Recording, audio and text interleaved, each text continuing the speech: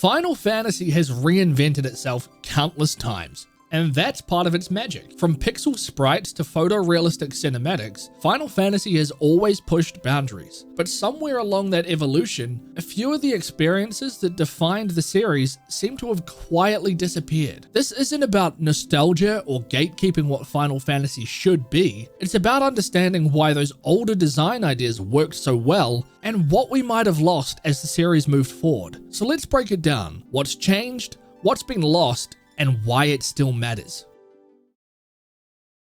Final Fantasy has always been about transformation. Every game reinvents itself. New worlds, new systems, new technology. Turn-based combat became real-time action. Pixel art became cinematic realism. Even the tone evolved. That willingness to evolve is why the series has lasted so long. But it also means that Final Fantasy doesn't really have a single fixed identity anymore. Each era feels like its own interpretation of what the name Final Fantasy even means. In the NES and SNES days, the focus was on exploration, world building, and gradual progression. On the PlayStation, we got sprawling worlds and emotional storytelling layered over those same foundations. And now, in the modern era, the focus has shifted towards presentation, cinematic direction, motion capture, voice acting, high detail environments. But in chasing that cinematic polish, something else has faded. That feeling of adventure, not just in story, but in how we, the players, experience the world. The old games made you feel like you were discovering something. The new ones make you watch something spectacular. And that subtle difference changes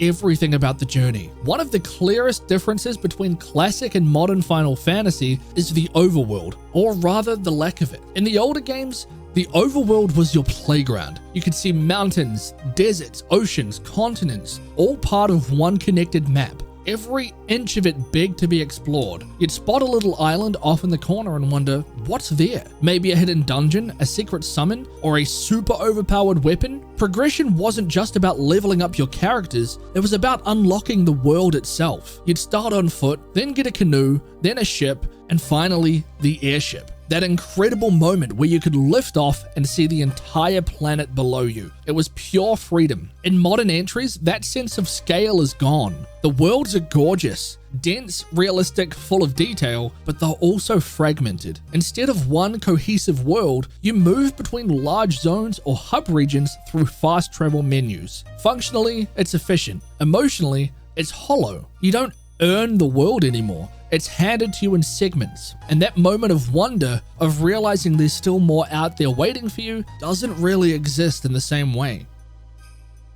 Classic Final Fantasy had a structure, a rhythm that almost every game followed. You'd start small, a quiet village, a handful of characters, a simple mission. Rescue someone, stop a monster, help your hometown. You get the gist. Then you'd set out into the world. You'd meet new party members, learn about the greater conflict, and slowly piece together the larger picture. Each step gave you a new means of travel, a chocobo, a ship, a submarine, an airship, and with each one, the world opened up just a little more. That gradual expansion was storytelling through gameplay. You didn't just learn that the world was vast, you felt it expanding beneath you. You connected dots. You revisited places with new tools and saw them differently. You discovered optional dungeons, powerful summons, and side quests hidden far off the main path. It was a slow burn, a journey that rewarded curiosity. Compare that to modern entries where pacing is often controlled by narrative beats rather than player discovery. You move through beautifully crafted environments, but the sense of global adventure, of piecing together a living, breathing world, has flattened. Older games built a journey outward. Newer games build it inward, toward character and emotion. Both are valuable, but one of them gave you the feeling of conquering a world. There's a lot of practical reasons why the shift away from classic overworlds happened. Creating a fully explorable world map the way the old games did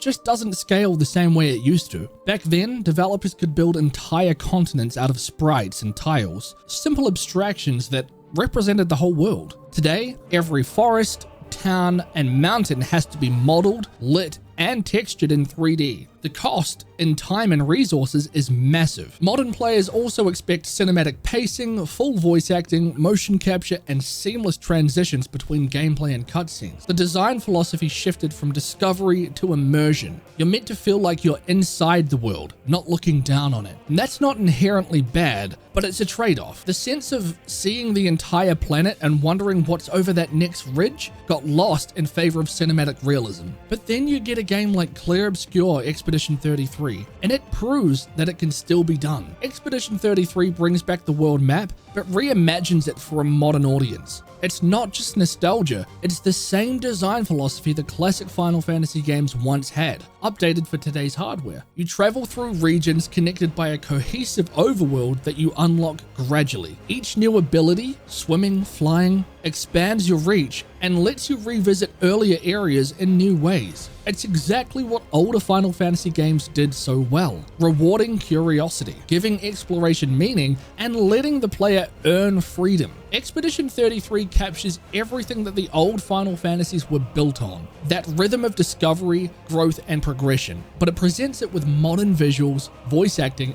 and emotional storytelling. It shows that these ideas aren't outdated, they've just been forgotten. So while it's understandable why Final Fantasy evolved towards cinematic presentation, Expedition 33 is proof that the classic approach still has incredible power when done right. It bridges that gap, showing that you can have both spectacle and that sense of world-scale adventure. So what would it look like if the next Final Fantasy brought some of that spirit back? It doesn't need to be retro or simplified. Imagine a modern open world where the sense of progression mirrors the classics, where each new region isn't just unlocked by story but by your achievements. You start grounded, a few small regions, a mount, a few allies. As you grow stronger, you unlock new traversal tools, see new parts of the map, and feel that world expanding beneath you. Think about how games like Dragon Quest XI, Xenoblade Chronicles, or Elden Ring balance freedom with structure. You can tell a cinematic story and give players that sense of discovery. The key is that moment of payoff, the Airship Moment, when the camera pans back,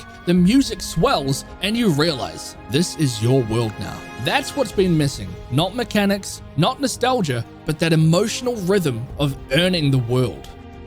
Modern Final Fantasy is stunning, visually, emotionally, and technically. But for me, what's missing isn't ambition or effort, it's that sense of wonder. The slow build from small beginnings to global adventure. The joy of discovering the world piece by piece. If the series ever manages to blend the cinematic power of the new with the adventurous structure of the old, we might just get something that captures everything Final Fantasy was meant to be. If you enjoyed this video, please leave a like and let me know in the comments, what do you think modern Final Fantasy could learn from its past? That's all from me. I've been Tom vs Gaming. You guys have been awesome, and I will see you all in the next video.